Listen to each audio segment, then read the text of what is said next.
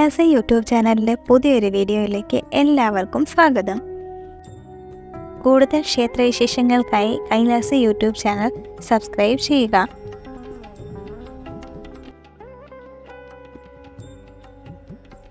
തിരുവുള്ളക്കാവ് ധർമ്മശാസ്താ ക്ഷേത്രം തൃശ്ശൂർ ജില്ലയിൽ തൃശ്ശൂർ താലൂക്കിൽ ചേർപ്പ് പഞ്ചായത്തിൽ പെരുമ്പിള്ളിശ്ശേരി ദേശത്ത് സ്ഥിതി ചെയ്യുന്ന പ്രസിദ്ധമായ ഒരു ക്ഷേത്രമാണ് തിരുവുള്ളക്കാവ് ശ്രീധർമ്മശാസ്താ ക്ഷേത്രം.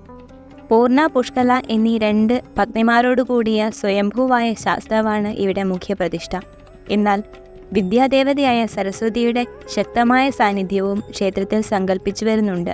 തന്മൂലം ഇവിടെ ശാസ്താവ് വിദ്യാകാരകനായി കണക്കാക്കപ്പെടുന്നു. പടിഞ്ഞാറോട്ട് ദർശനം നൽകുന്ന ശാസ്താവിന് ഉപദേവനായി ഗണപതി മാത്രമേ ഉള്ളൂ. കേരളത്തിൽ വിദ്യാരംഭത്തിന് പേരുകേട്ട ക്ഷേത്രങ്ങളിൽ ഒന്നാണിത്. മീനമാസത്തിലെ അത്തന്നാളും മഹാനവമിയും ഒഴികെയുള്ള എല്ലാ ദിവസവും ഇവിടെ വിദ്യാരംഭമുണ്ടാകാറുണ്ട്. പ്രശസ്തരും അപ്രശസ്തരുമായ നിരവധി ആളുകൾ ഇവിടെ ആദ്യാക്ഷരം കുറിച്ചവരിൽ പെടും. നവരാത്രിയാണ് ക്ഷേത്രത്തിലെ പ്രധാന ആണ്ടുവിശേഷം. 9 ദിവസവും ഇവിടെ അതിപ്രാധാന്യത്തോടെ ആചരിച്ചു വരുന്നു. കൂടാതെ മീനമാസത്തിൽ വരുന്ന ആറാട്ടുപുഴ പൂരവും അതിവിശേഷമായി ആചരിച്ചു വരുന്നു. നാട്ടുകാരുടെ നേതൃത്വത്തിലുള്ള ഒരു കമ്മിറ്റിയാണ് ക്ഷേത്രഭരണം നടത്തി വരുന്നത്. തിരുവുള്ളക്കാവ് ക്ഷേത്രോത്പത്തിയെക്കുറിച്ച് അധികം കഥകളൊന്നും ലഭ്യമല്ല.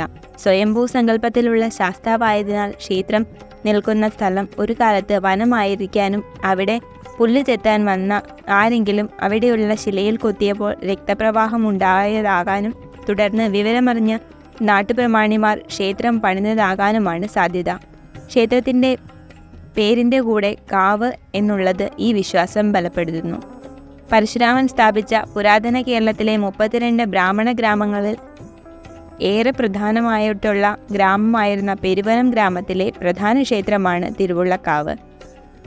പെരുവനം ഗ്രാമത്തിൻ്റെ രക്ഷകന്റെ ഭാവത്തിലാണ് ശാസ്താവ് ആരാധിക്കപ്പെടുന്നത്.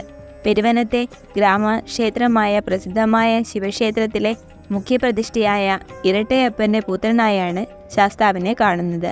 ഇരട്ടയപ്പൻ്റെ ഉള്ളങ്കയിലുള്ള ശാസ്താവ് തന്മൂലം തിരുവുള്ളക്കാവ് ശാസ്താവ് എന്നറിയപ്പെട്ടു എന്നാണ് വിശ്വാസം.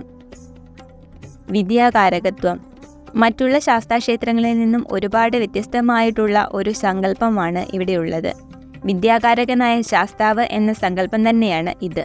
സാധാരണയായി വിദ്യാഭ്യാസത്തിൻ്റെയും ബുദ്ധിവർദ്ധനവിൻ്റെയും ദേവതകളായി ആരാധിച്ചു വരാറുള്ളത് ഗണപതി, സരസ്വതി, ദക്ഷിണാമൂർത്തി തുടങ്ങിയവരെയാണ്. ഞങ്ങളുടെ വീഡിയോകൾ ഇഷ്ടപ്പെട്ടുവെങ്കിൽ ലൈക്ക് ചെയ്യാൻ മറക്കല്ലേ.